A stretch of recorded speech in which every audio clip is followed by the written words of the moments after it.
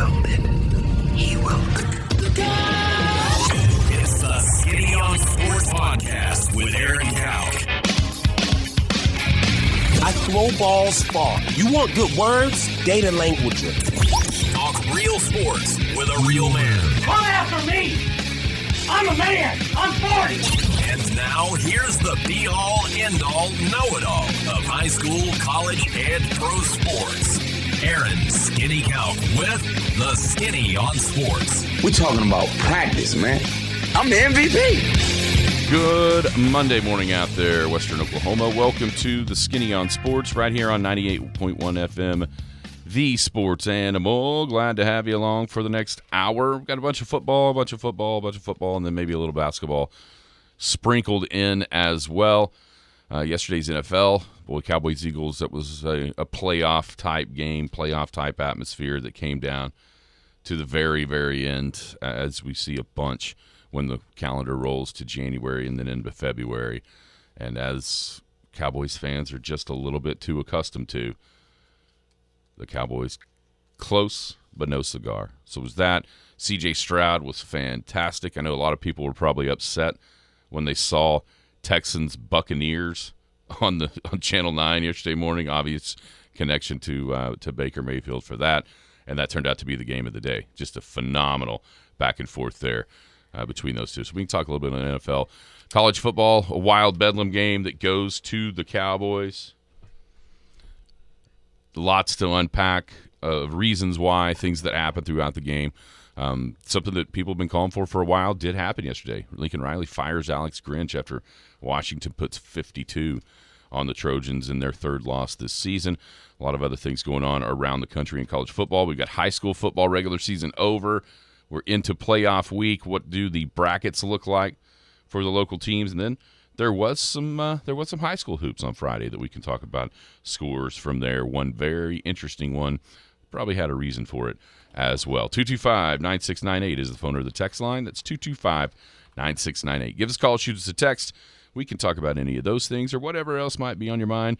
Feel free to chime right in at 225-9698. If you're going to be outside the listening area one of these days, you want to stay in touch with us live, you can do that a couple of ways. Log on to kadsam.com or download the app. The app's got it all. It's got radio. It's got the Penny News, Big Elk and Paragon TV, which that'll just be rolling now twice a week at least throughout, clear to the state tournaments in basketball in March. So got we'll have lots of things there to consume basketball and football-wise on Paragon TV. And then, of course, Skinny on Sports podcast is available everywhere you can find podcasts. You punch up a podcast, you can find us there. How are you today, Jared? I'm good. How are you doing? I am doing well. Very well. It's a nice weekend. Weather's going to be nice to start the week. Maybe a little cool come Friday night, but it looks like not too terrible bad for the week ahead. Yeah, the weather looks great. Weather this weekend was real nice. Real nice. Yeah, it's going to be a week for me, man. My wife is out of town all week long, so it's me and the girls. And I'm just constantly trying not to screw it up. Trying not to drop the ball, but staying on top of, okay, have we done this? Have we done this? Have we done this? This morning went pretty smooth because I think I prepared last night. I made lunches last night. I got everything breakfast ready, so I just pop it in the oven. They like biscuits in the morning. So I was doing all that, staying on top of the laundry and the dishes. I'm going to be pretty hooked up this week. And I just don't want to feed them chicken nugs and SpaghettiOs all week either. So I've listed like stuff I'm going to cook them. I'm going to try to do sliders tonight. So going to be a fun week. I'm looking forward to this week. And, of course, Big Oak football and high school football playoffs. That's a fun time. This is a fun time of year. It is. It's here. Suddenly every game matters, right? Every game we're going to look at, every score we're going to find, especially, obviously ours, but, our fellow district mates and how they're going to do, the rest of the bracket. It's going to be a lot of fun. I love it. Yeah, I was looking to see if the Oklahoman will always have their top 10 games. It's probably tomorrow is when they'll have that top 10 games of the week. I would anticipate that there would be some 4A on there. And like we were talking about coming home on Friday night, one of the best first rounds in the state first-round games in the entire state, regardless of class, is going to be Elk City and Newcastle. Yeah. That's a phenomenal first-round matchup when you look at where these teams are ranked 6 and 8 in the Oklahomans poll this week. They do have that up. Newcastle 8-2, the Big Elk 7-3. Rematch of a game we saw last year in the first round. Only the 2 rematches in 4A 1 versus 4A 2, and it's Elk City and Clinton. And essentially, they flipped. Clinton won the district this year. The Elks got second. And then on the other side in 4A 2, Bethany is now rematched at Clinton. It's crazy. Like the same place and the same game. So the district standings were a little bit different this season than they were last, but that's what we get with Newcastle and Bethany finishing 3-4 again, just the other way, and the Big Elks and Clinton finishing 1-2 just the other way, and ends up having the same opponent coming out here. I know for me, and I know you too, way back in August when we kind of previewed the season and previewed 4A, I know both you and I had our eyes on Newcastle and what they had coming back, especially after seeing them in that playoff game a year ago, put up a heck of a fight.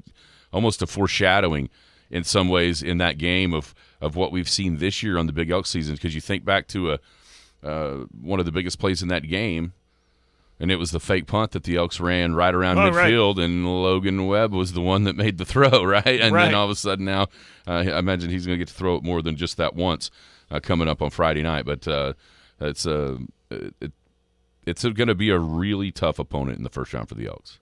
Yeah, it's going to – everybody I've talked to about Newcastle is that this is one of their better teams that they've had in quite some time. And they've had some good ones. And I said this Friday night, they've kind of had that trajectory of building up that program over the last, 5+ years up till now of having really, really good teams. I mean, we've seen classic shootouts right here in this stadium with the Newcastle team, albeit with completely different players. But point is, this is a Newcastle team I think can probably win a lot of districts if they weren't in 4A2 because of Tuttle and you mentioned Bethany. They've had their run. They're all getting in, of course, Blanchard. They're all really, really good, and iron sharpens iron. And Newcastle's kind of come up on the short end a lot of times, whether it be that 3 spot or 4 spot in that district. This is going to be a fun matchup. I'm really anxious to break down, the X's and O's, the units versus the other units, stuff like that, and how they match up. I'm anxious to watch some film on them. Haven't seen a lot, just bits and pieces. Anxious to really check them out. From everything I'm told, though, they're real physical and can really bring the attack to you. Yeah, quarterback is back. I'm pretty sure Jackson Burt was a junior last year, so he'll be a senior. And they lost some guys off the last year team, but if I remember right, they were pretty junior heavy with their lineup a year ago. And then I know Trey Bradford, who was a real young guy a year ago, has been another one that has kind of stepped up into his role this year as well. So yeah, it's going to be it's a really tough first round game, as it was 1 year ago. I mean, it's going to be. It's no cakewalk into a trip to Poto, or you know what I'm saying? Yeah. For the Elks, this is going to have to be a game that they come out and they execute and play physical as Elk City does, and that I think that's the one.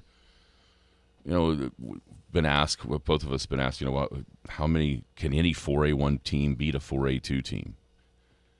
Yeah, it's a different style. Mm-hmm. Here versus, in this district than it is in that one. And so what do you see a lot of times when it gets down into these close games, the team that can run the football, the team that can be physical will win the game.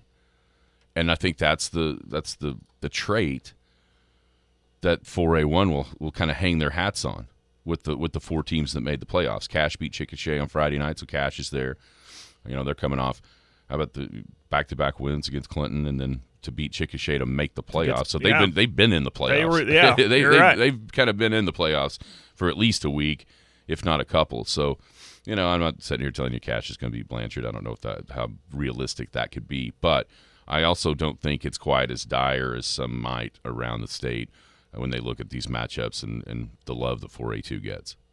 We'll see, but I would take my chances with the top 3 for sure. there is a more physical brand of football, almost old school like brand of football in 4A1. Line up, run it right at you. If you get 2 yards, you're doing something good because 4 yards is probably coming next. You know what I mean? And setting the tone. Whereas, the popular thing about football now is throw it around the yard, quick offenses, and Clinton still does what Clinton does. Elk City's doing what we're doing with the way we run the football. Cash, they can be physical when they want to be. It sounds like they were when they played Clinton, and so that is that's something that, and I think a testament of that is a couple years ago when Elk City went on that run and went to Cushing, a team that likes to throw it all over the place, and they brought the fight to Cushing. Same thing. Then went all the way to Grove, kind of did the same thing. So I'm with you. I think they're going to see some.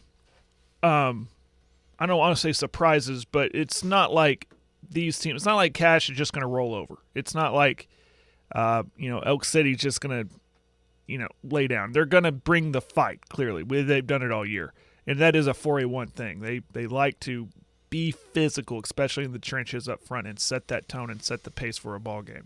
Yeah, if you look at common opponents, they have one, right? And it's Weatherford. What about Bridge Creek? Did they not? Oh, yeah, that's in the Does that district. matter? I forgot. Yeah.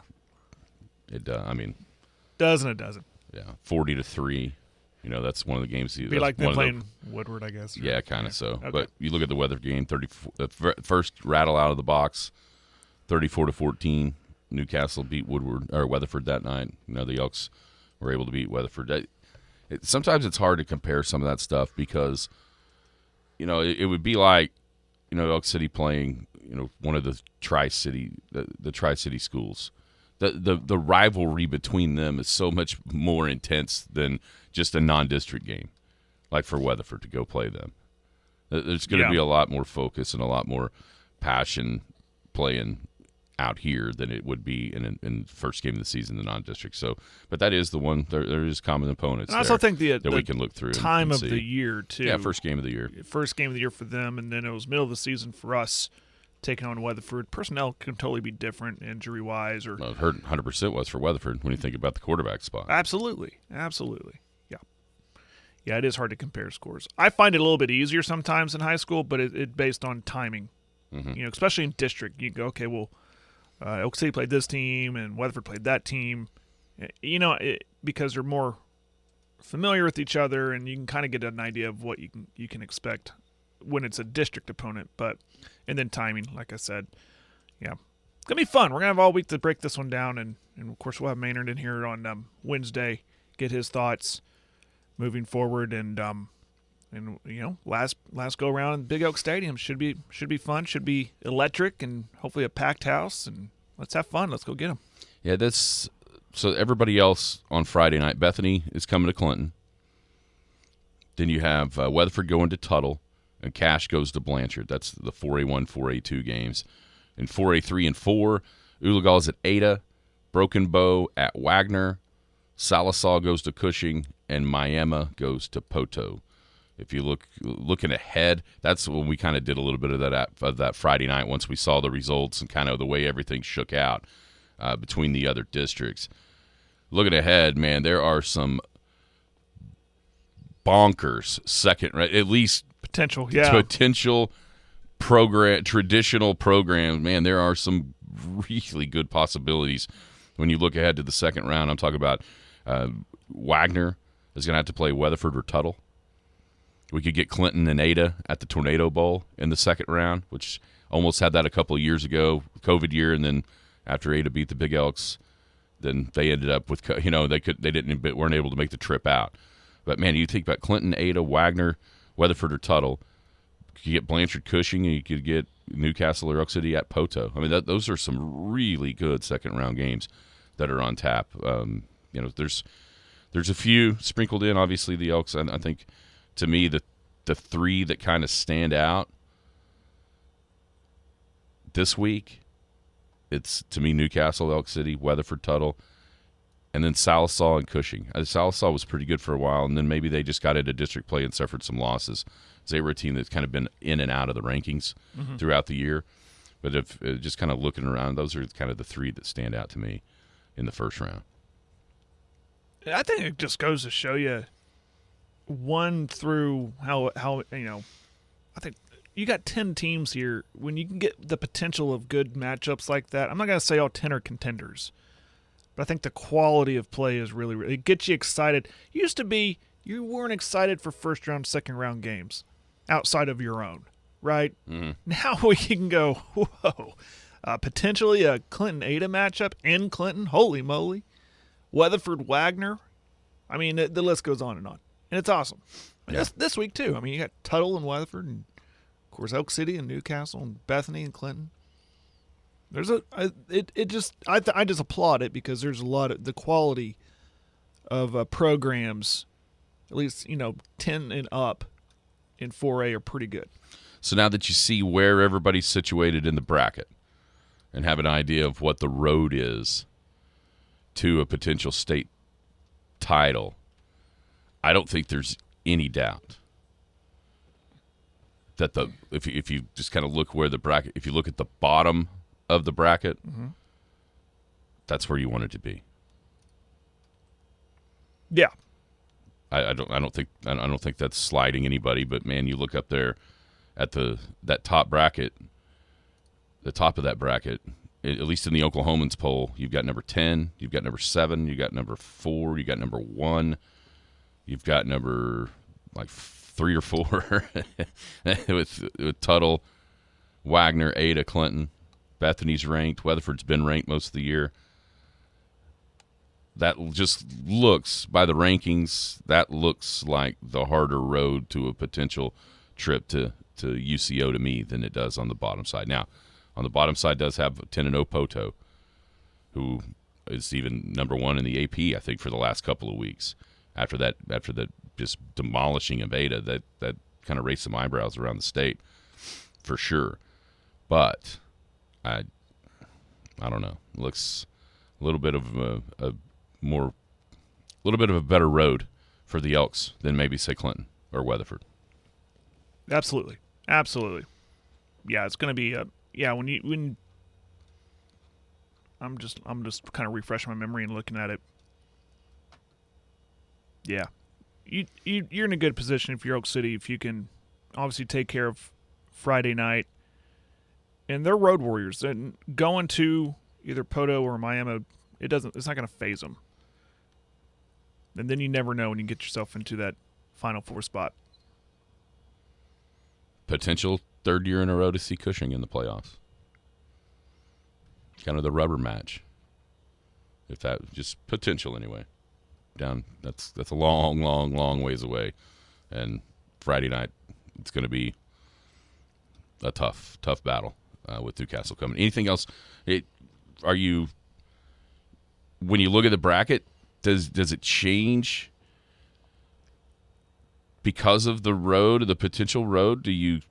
Would you lean Poto instead of Wagner as a favorite? Mm-hmm.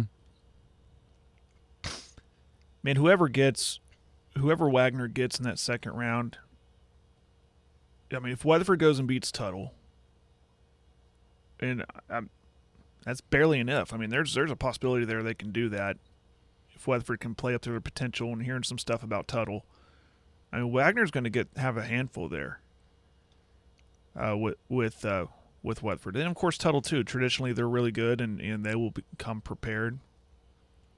And I could see them slipping up in that second round, sure. Yeah, I'm kind of, if you're asking me between those two, I'd probably lean Poto.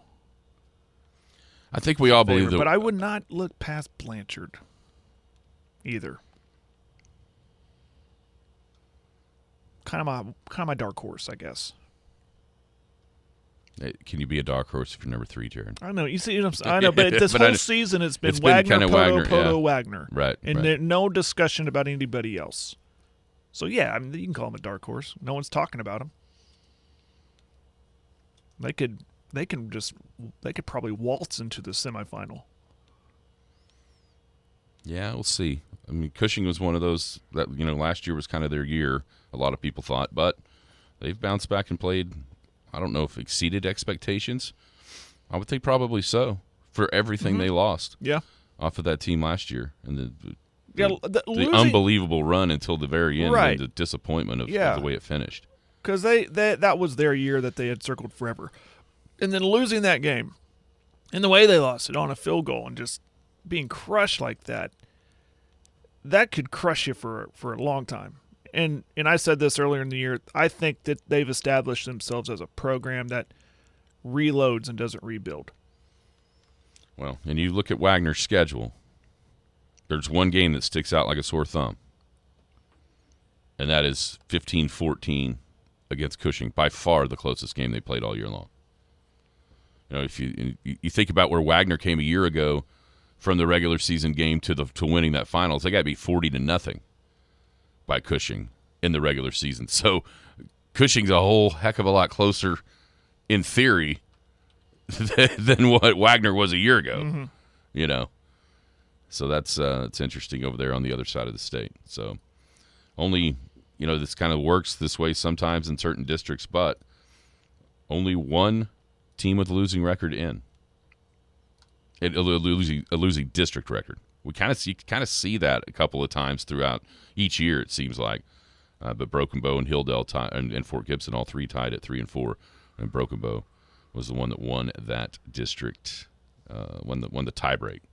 And so they're the only team that didn't have a winning district record. Matter of fact, they were 3-6 overall throughout the season. So it's kind of a glance at the entirety of what Class 4A is. In Class B, Hollis took it on the chin on Friday night from Turpin, and so they end up fourth in Class B District 1 standings. They will go to Oklahoma Bible, and that'll be a tough first round matchup for sure for the Hollis Tigers.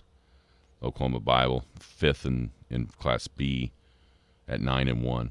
So that's a tough road trip. That's a tough one for Hollis. That district though, Class B District 1, when you look at the top 10, you've got 3 of those 4 schools right there. Laverne 3, Turpin 8, and Shattuck 10.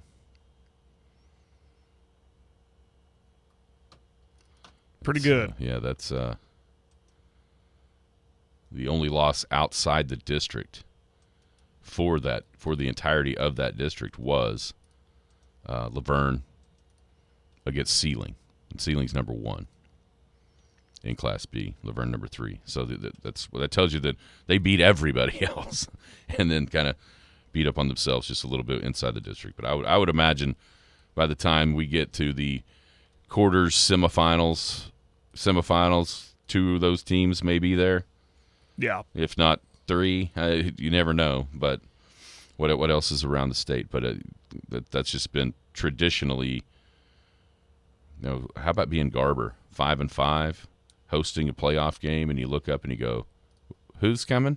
Shattuck? What?" It seems like a tough break for Garber, but it's exciting. You're right, and I know at Big Elk Stadium on Friday night, if you are a veteran, bring your ID, and you get in for free. As they should. It's Veterans Yes. Day. This happens a lot of times in the first round. I'm confused. Is Friday Veterans Day or Saturday? Well, they're doing it celebrating all for Friday. it Right. Friday. Yeah, Gotcha. for the first week, it's being celebrated on Friday, all around the state. I'm sure there's going to be a whole bunch of people that have that same kind of deal going, but I know here it is. That it's definitely happening. So just make sure if you're a veteran, let people know, and you get to come enjoy high school football for free. If not, I know you can get tickets online. I'm sure Hunt will straighten us out throughout the week. Exactly I've seen some stuff already out there. It said the online tickets they're going to be sold at the gate. That I don't know. I saw the online thing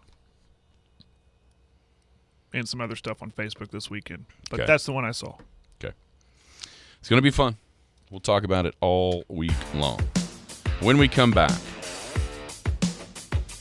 the last Bedlam was wild. We figured it probably would be. It's going to be one that's remembered for a long, long time for all kinds of different reasons. We'll talk about it. Everything else going on in college football next. Skinny on Sports coming back at you on a Monday right here on the Sports Animal. We were sitting around the office one day and tried to explain what Western Oklahoma Realty was. If you had to put it in a dictionary, what would you get? What kind of definition you would get? I think I said what about, were people before property? People before property means to me that you care about the person more than you care about what they're buying, in that you want them to get the best thing for their circumstances, the best home, the best investment. For all your real estate needs, give Western Oklahoma Realty a call at 225-6271. The Skinny on Sports.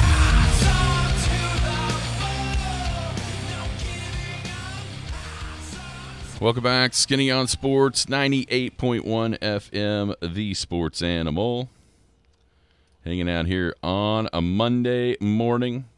There's just so much to talk about, right? With everything that happened from high school, the playoffs coming, college football, and then it's pro football as well. Thunder getting the screwed. Thunder, yeah, we can hit some basketball and here then at the Draymond end. getting karma right back at him. Did you see that last night? Yes. Nobody felt sorry for him. The Thunder deal was really weird because I saw people posting the words from the rule book, and it was never even really brought. I don't know that. Did he help the ball go in the basket? I don't think so. He didn't look like he touched it, even though at first they credited him with the bucket. Oh, they did. Yeah, initially he was credited with the game winner, and then obviously they went back and realized that he actually didn't touch the ball. That Steph Curry gets the game winner. Giddey hit the net. Should that have been a double violation? A lot of stuff going on. The one thing that you will say is after that game was over, the Warriors were really complimentary of OKC. And speaking of Draymond, especially him about Chet and the player that he could become and even is right now. There was a lot of praise being heaped on the young Thunder by one of those wily old veteran teams that's won 4 titles in the Warriors. Well, it's all well and good. Still love to beat them, and I think me and you, I knew obviously we were busy doing our game, and I kind of just went, well, let's just hope they put up a fight because SGA was out. And then when we're walking out of the stadium, and I think it was right at the end of the third quarter, that's how quick our game was. And we had time to go to Chick-fil-A and get on the road. That was awesome. Anyways, we're walking out of the stadium. It's the end of the third quarter. Thing tied up, wasn't it? Yeah, no, I think it was even further into the fourth quarter. But yeah, I mean something like that. Yeah. Well, I mean, we listened to the majority of the end of that game. Yeah, I think we turned it on. Thunder up 3 with a minute. Oh, that's right. A minute 40 or something like that. Yeah. Maybe the end of our game, it was in the third quarter. Once we got out of post game. Yeah, I think that's probably so. Point is, that was surprising for us, and that's really, despite the loss, it was nice to think, well, these guys, maybe that was maybe a little bit of a coming out party for Chet. I didn't see his box, but I saw a lot of highlights on Twitter. And I go, look at this move, look at this guy can do, and not backing down from Draymond. And that's the biggest thing. The biggest question was, how's he going to handle guys much bigger than him and more experienced than him? And I think he's acclimating himself well early in this year, and we'll see if that can continue. But it was nice. It was nice to see him compete even without their all-star point guard on the court. Yeah, I think you really saw the issues at the end. Up 3, or when Golden State really started paying attention, it almost felt like, even when you go back and watch it, the Thunder guys were kind of looking around for SGA to go, make a play. Where's our guy? That's right. We need our guy to, And a couple of turnovers, right, or bad shot or whatever. And next thing you know is, back and forth the last minute, and Golden State ended up earning a 2-point win, 141-39. Did you like the court? I don't. Doesn't matter. Not really. It wasn't terrible. I think if we were actually able to watch it like start to finish, you would have got used to it. You know what I mean? But seeing highlights, I was like, man, I gotta get used to this. It's not a traditional. Yeah, it was kind of shocking. It's it just really pops. Mm-hmm. It's kind of shocking. Kind of like the blue turf at Boise State. A little bit. Yeah. a little bit. I wonder how much it was.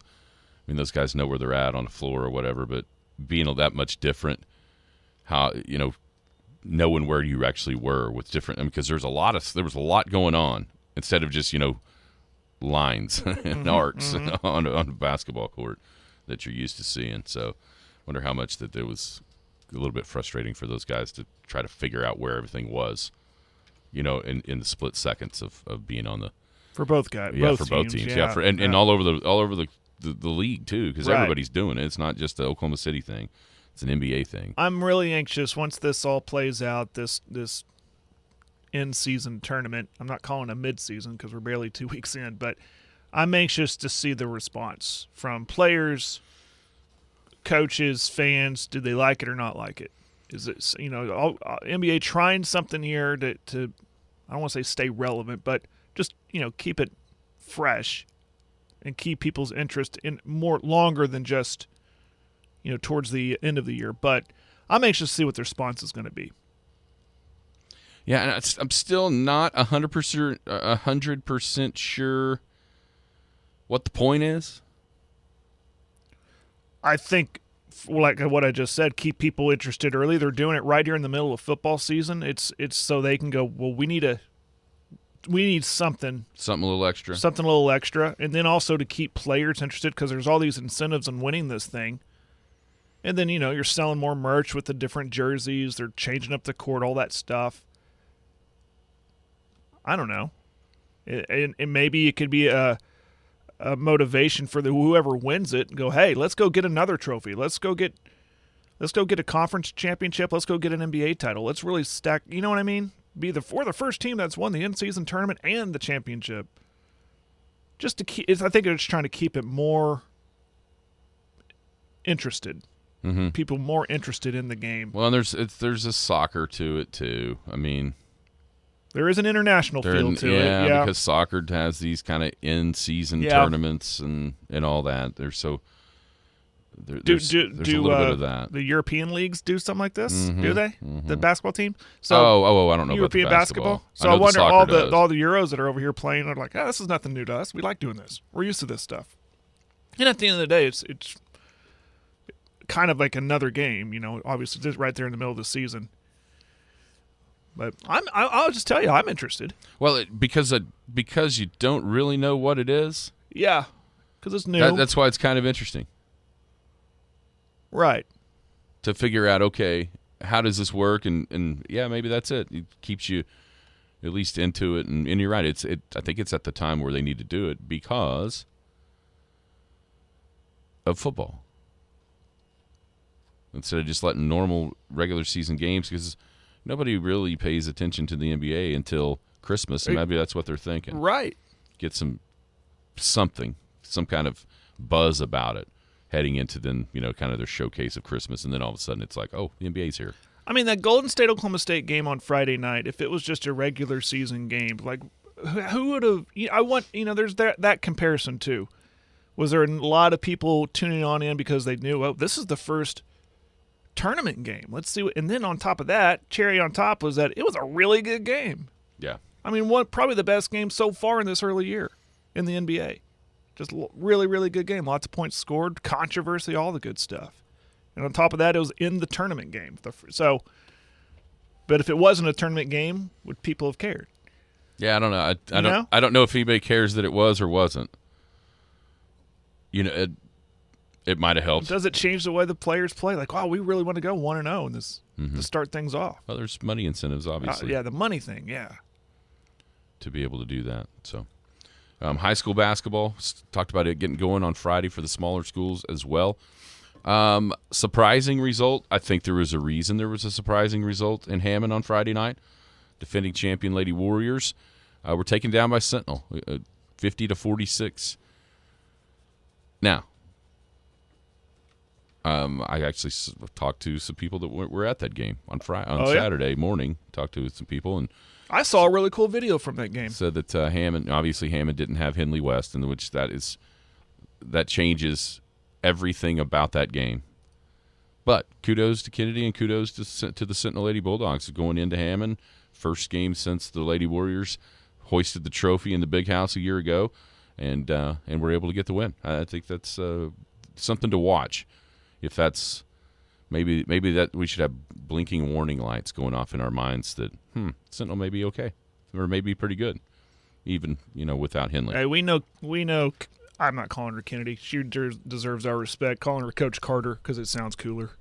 I mean, if you're a basketball coach, your name is Coach Carter. You're going to be pretty good. But she's a competitor, right? We've known her a long time. She's a competitor, and I think she's building up some over there at Sentinel, and got that big win. That had to be emotional for her going back to her home. Her first game as a varsity head coach, going up against your old high school, and then taking the crown there. Yeah, so watch the Sentinel Lady Bulldogs, see what they can do the rest of the year. And nothing else very surprising to me. Canute handled Eric pretty easily, 50-8. Cheyenne Raiden girls beat the Visai girls 72-25. Then on the boys' side in those games, Canute handled Eric 76-46. Cheyenne Raiden clipped Visai 47-44. Sentinel beat Hammond 68-46. Then Leedy beat Sweetwater 75-25. There was not a girls' game there. Sweetwater didn't have enough.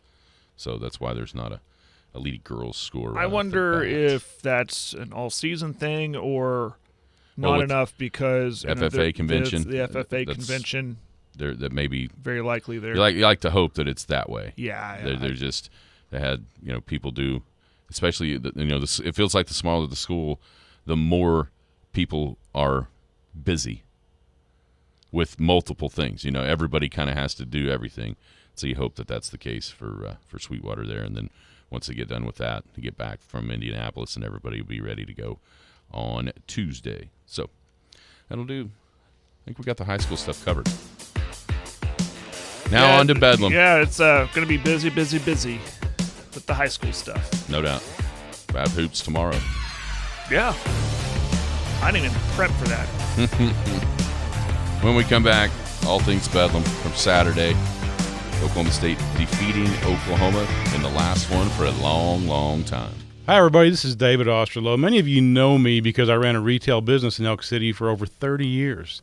That's where I learned that if you take care of your customers, they will take care of you. So when it was time to look for a career in real estate, I wanted to land someplace that had the same principles.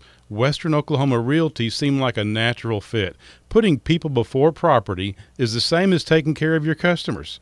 Since I've been at Western Oklahoma Realty, I've come to understand that is how they do business. People before property is not just a hashtag, it's a way of taking care of customers. When you are looking for your next home, we will find a place that your family can call home. When you are going to sell your current home, we will find a buyer that loves your place as much as you do. Western Oklahoma Realty, where putting people before property is a way of life. Come see us at 602 West 3rd Street. We are in the historic greenhouse on the hill, 1 block west of Homeland. Or you can check out our website, westernoklahomarealty.com, or even call us at 580-225-6271. The Skinny on Sports.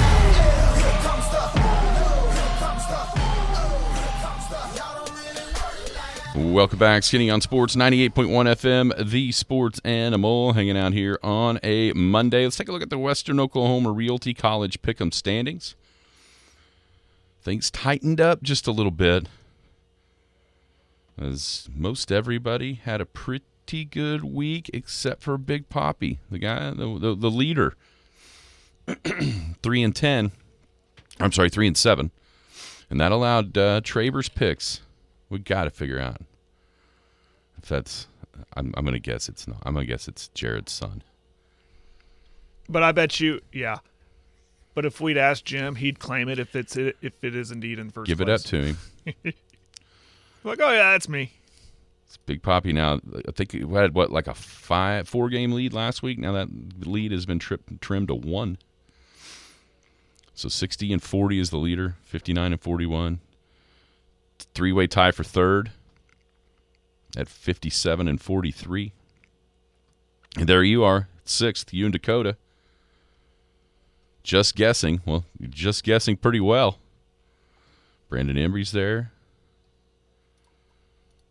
You got Denny. Game back. Coach Green's back there. Barry Wayne Trotter's there. Broadbent's there. There's a bunch. It's getting kind of narrow there. It is. It's starting to see a little bit of a, Like, how far back can you be right now to try to be able to make it? Now, another 3 for 10 by Poppy, and all of a sudden, somebody that's like 54 and 46, they can get there. Yep. With, a 7 or 8. Like Coach Green right there, 8. I guarantee he vaulted way up into the top 20. Getting 8 when everybody else is in that 3, 4, 5, a 6 and a 7 at the very, very top to get back in there. So, still a bunch of weeks left. When we got this week, 4 weeks? Would that be the 10th? Through the championship. So the 11th, the 18th, 11th, 18th, 25th. Yeah, 4 weeks. 4. Yep. 4 weeks left in the Western Oklahoma Realty College Picking Contest. Thank you to Tyler and Robbie. All the gang at Western Oklahoma Realty. People before property is their motto. All right, Jared. Bedlam on Saturday. Wild game. It was Bedlam. It was just it was a wild game. It was back and forth. It was contentious. It was everything. It was everything you hoped it would be. That wasn't the time for a dud of a game. Especially, we talked about it all week last week, how that game has consistently delivered the goods with entertainment, with controversy sometimes, and with the game being close. And that's exactly what we got. And Oklahoma State was able to make just enough plays to defeat the Sooners 27-24 and win and put themselves in a great position now with the games remaining on their schedule. All against the newcomers of the league, although this week I think is the by far trickiest, going to UCF, a team that's kind of I think they've played better than 1-5 in the conference, if that makes sense. I don't. Yeah, I think they're better than a bunch of teams that are ahead of them in the schedule, to be honest. But that's where they're at, and that's what their record is. So a tricky one going there. And what's one of the biggest home games in the history of that school, probably, or one of the best opponents to ever come to that school, ranking and all that kind of stuff. So OSU's got a lot ahead of them. But just give me your thoughts. Where were you at on the way that Bedlam played out? Well, like I said, pleased that it was a good game. Obviously, being an OU fan, not pleased with the result, but everyone's going to say, well, that was because of the officiating. I'm not going there because there were opportunities before the non-pass interference call that I looked at and go, they should be up 35-17 right now. When they had the ball and unable to move it down the field or whatever, interception on the opening play of drive of the third quarter. There's opportunities where they could have pulled away and they just didn't do it. And so the questions of the offensive play calling come screaming back. The fourth down play and that pass over to Stoops was questionable. I mean, there's all that. I'm not gonna be that. Whatever, everyone's going, oh, the officials gave it to him. I'm not doing it. It doesn't help, but I think the play calling, I just don't understand it sometimes, and we can go round and round about it. But point is that Oklahoma had opportunities to pull away. Like I said, there's one time, and I shot a text out. Everybody has a group text with their boys, and I said, should be 35-17. They've squandered opportunities to really pull away in this game, and they just didn't take advantage of it. And credit OSU for taking advantage of it. Mike Gundy, he coached a heck of a game, I thought. I thought he kind of came out of his shell. When it comes to a coaching versus coaching matchup, he's always, not always, but a lot of time, especially in this game, have come up on the short end. And he was more aggressive. He was patient. He made the right play calls. He recognized matchup opportunities at the wideout position. Number 10, his name escapes me. Rashad Owens. Owens early in the game, and testing the secondary, the health of the secondary. Is he really going to go or not? Stuff like that. I applaud Gundy and his play calling and for what they did. And the crowd was outstanding. And it was everything you would hope Bedlam would be. If you were just an outside observer, you go, that's why we tune into this game, because it is fun every single year. Sad it's going away. Hopefully not going away forever. Hopefully they find a way to make this work. Not at a bowl game. You want to see this in Stillwater or in Norman. And we hope that, the stubbornness or whatever it is for both presidents or ADs that goes away, and they'd find a way to go, guys, we can't let this go away. It might go away and I think I said this Friday, I think it's going to be maybe another decade before we see a regular season game in Stillwater or Norman between OU and OSU. But there are a lot of question marks for OU. A lot of question marks on what, I thought defensively they did their best. I thought they did their best, what they could do against the running back, against Ollie Gordon. They contained him for the most part. He had a couple big runs there. But, and credit Ollie Gordon, too, battling through injury. But I thought Stutzman I go back like the Kansas game. If he was on the field, does that change things? I don't know. I don't know if it does either because the problem wasn't defense. No, it wasn't. That's what I'm saying. It wasn't. They did good things against the run game, I thought. The problem for Oklahoma wasn't the defense. It was the offense. Yeah. Gordon had 137, but it took him 33 carries to get there. 4.2. That's very, very good. They made stops on fourth down. They did everything they could to give their offense an opportunity to pull away in that game. Oklahoma got the interception from Billy Bowman. What was that, at the very beginning of the first quarter or the fourth quarter when Gordon threw the pass? Yeah. Bowman intercepts it, gets it all the way on the right to midfield or just past midfield on the return or so, near midfield. Oklahoma's still up 21-17 at that point, and that is where it has to finish. And just the ludicrous play calling at times, there was no reason at the first of the game. Nick Anderson picks up the third down on 13 or whatever, all the way down into the OSU territory, like the 35, and you try to run some gadget play and you fumble it away. What are you doing? Yeah, I was scratching my head. What are you doing? Why are we trying to get cute here? And that, to me, that was the phrase of the day, and it was like Levy or who got to put it at his feet. Every single time it felt like there was some momentum gained offensively, say with the run game. Mm-hmm. The opening possession of the third quarter, you get a couple first downs, you start to all of a sudden you're running the ball, and then Gabriel throws it into double coverage and it's an interception.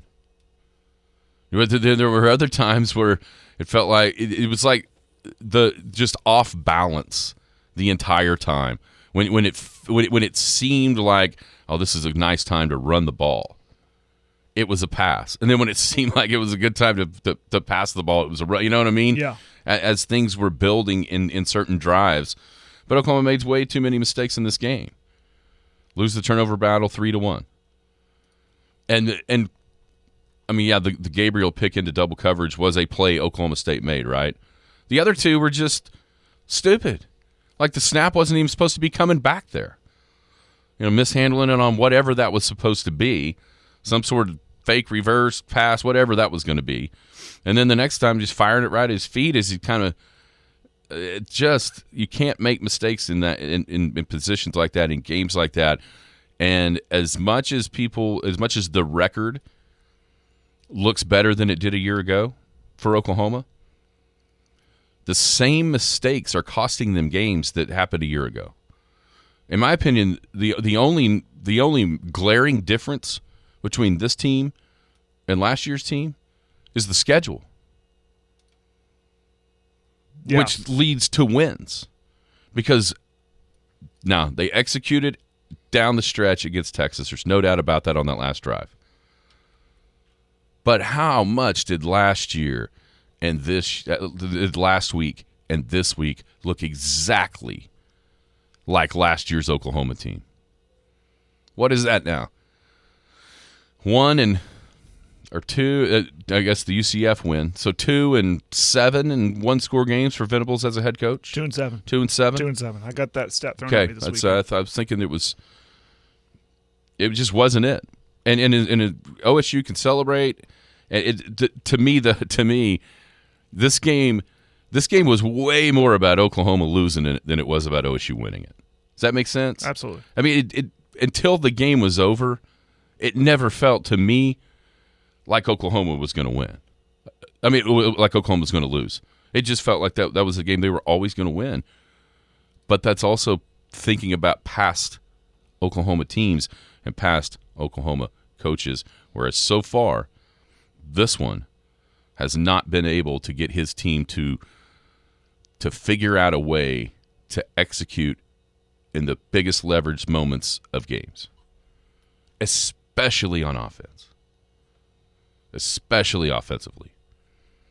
And whether or not that is Levy, whether or not that is Gabriel, offensive line, what have you, it just hasn't happened. And that's going to be the overarching theme, I think, to these first 2 years of what Brent Venables in Oklahoma is doing. Is figuring out, they all have to collectively figure out a way. There's no reason that should have been a loss. The last 2 weeks, they should not have lost those games. Everything was right there in front of them to take, and they couldn't do it. And it was offensively. Look at last week, not getting a first down after Ethan Downs' pick to slam the door. That is on the offense. Now, did the defense give up? Did they need to be better as well and not give up that last drive? Absolutely. But they should have never been on the field. They should have never had to stop that drive. And then this week, time and again, Oklahoma has the ball with chances to go up 2 scores and cannot do it. Past Oklahoma teams do that. And then all of a sudden it kind of takes Ollie Gordon out of the second half a little bit because of being forced to throw. And by the way, Bowman was great. He was great on Saturday. He did absolutely what he had to do. He did not turn the ball over. The most surprising play of the entire day is him running a quarterback draw for a 13-yard touchdown in the first half. I mean, nobody in white saw that coming because it may have taken about 8 seconds to get 13 yards, but he had time. He had the room for it to take 8 seconds. Yeah, and then Oklahoma defensively trying to get pressure. I know the ball was coming out fast. Yeah, Will makes a point. No 0 sacks. I know the ball was coming out fast, and it felt like they had him on the run a little bit at times, and on big downs. You know, it didn't seem like Bowman had all day until the last scoring drive to take the lead. So the penalties are what they are. Listen, I think you're exactly right. The Sooners had chances to make plays in that game where none of that matters. Right. None of that matters if you execute on offense and take control of that game in the middle of the third to early fourth quarter, like the opportunity was presented to you, and you couldn't do it, and then that's when some of that stuff starts to matter. Was it pass interference on Drake Stoops in the end zone? No one with a functioning brain would say no. You can't even you can't even come up with any sort of explanation to how that's not pass interference, because it 1,000,000% was. He was literally tackled out of bounds by the defensive back. It was pass interference, but did it cost Oklahoma the game? No. Their lack of execution throughout the second half of that game cost them the game. Boneheaded mistakes at key situations cost them the game. That wasn't going to win them the game. You don't know what's going to happen after. You don't. That. It's not the last play. play. Another botched snap, fumble. You never know. It was not the last play. That's why I don't want to say the refs cost. And here's what's crazy. I actually thought the call against Vickers was even more absurd. Refresh my memory. The defensive pass interference, 3rd and 8, OSU's at their own 5. And the receiver kind of tackled Makari Vickers on the far sideline. It led to the Brent Venables penalty as well. Right. Back to back.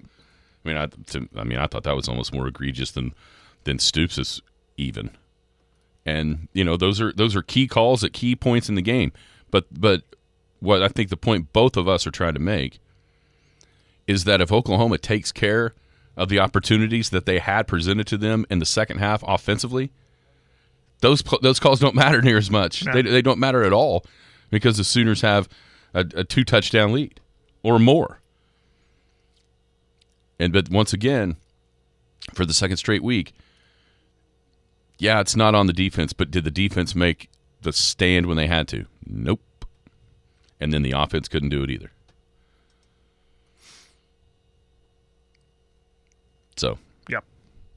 That's congrats to the Pokes. It's a huge win. Obviously, it's not a win that anybody considered being possible for 5 months ago or 5 weeks ago.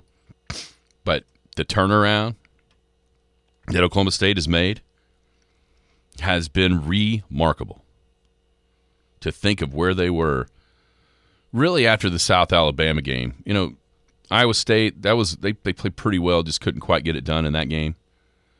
But to think where they were after 33-7 loss to South Alabama at home to now in the absolute driver's seat to get to Arlington. Man. Yeah. I know you look at some different names that are up at the top of the Big 12 conference standings that you don't see, Kansas with Leipold. Look at West Virginia 4-2. Neil Brown.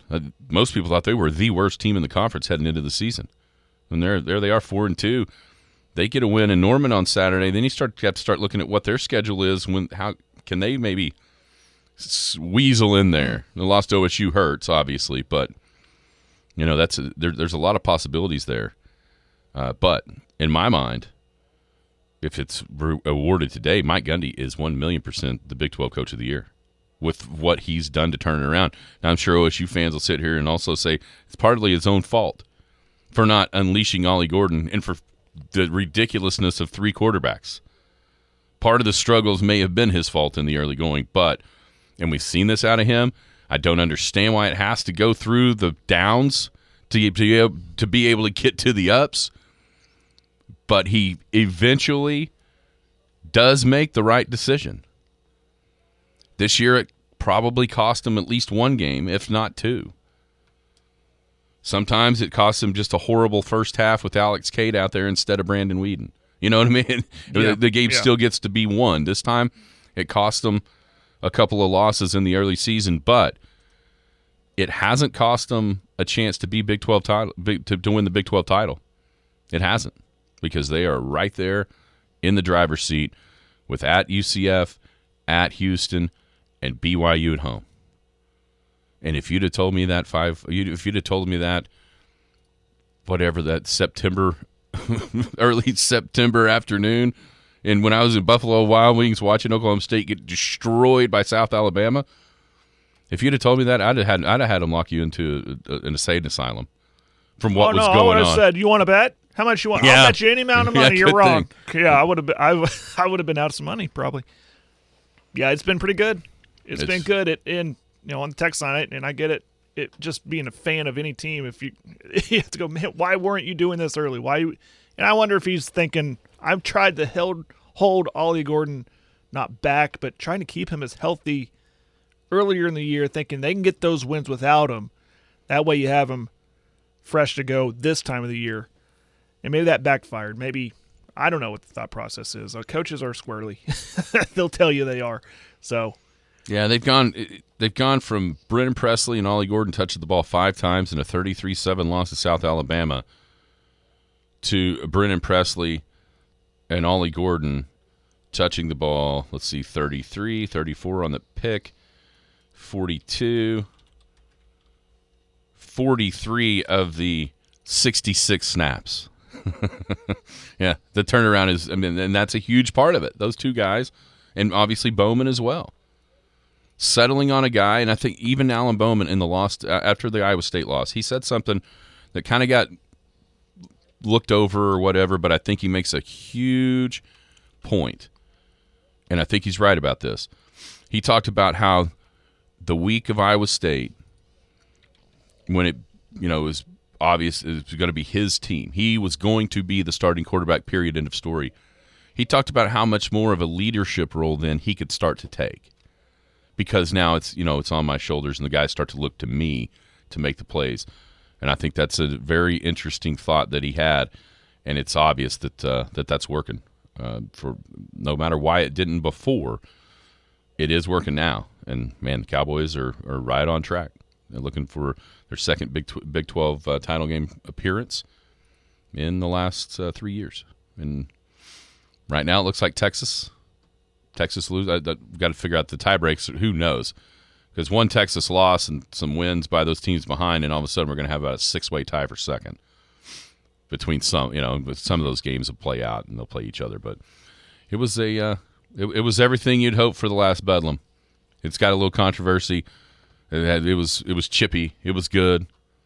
It was physical. It was close. It was exciting all the way down to the very end when Oklahoma State made the defensive play to stop OU on 4th down and earn the Bedlam win. So good stuff, no doubt about it, for that last Bedlam game. And, sorry, Sooner fans. As I said on Friday, 91, 19, and 7 doesn't mean a damn thing today. That number has been replaced. And it ain't 91, 20, and 7, right? It's 27 to 24. And those are going to be the only two numbers that anybody from Oklahoma State gives a damn about until this game eventually gets played again, no matter how long down the road that is. Maybe a loss will get things going, get the talks going, and keep this going. Oh, if I'm Oklahoma State, I never play this game again. Absolutely not. It's interesting to think, though, who would want this game to happen more? And does what happened Saturday change that? Does it change your mind going into and then out of? Who would rather play? Maybe if OU had won, OSU would say, "Oh yeah, we got to play again. We almost got you that time." Yeah, maybe so. Everybody have a great day. You've been listening to the Skinny on Sports podcast with Aaron Cow. Be sure to hit that subscribe button to get alerts of when the latest podcast is available. Thanks for listening. That ball is blistered to right. Way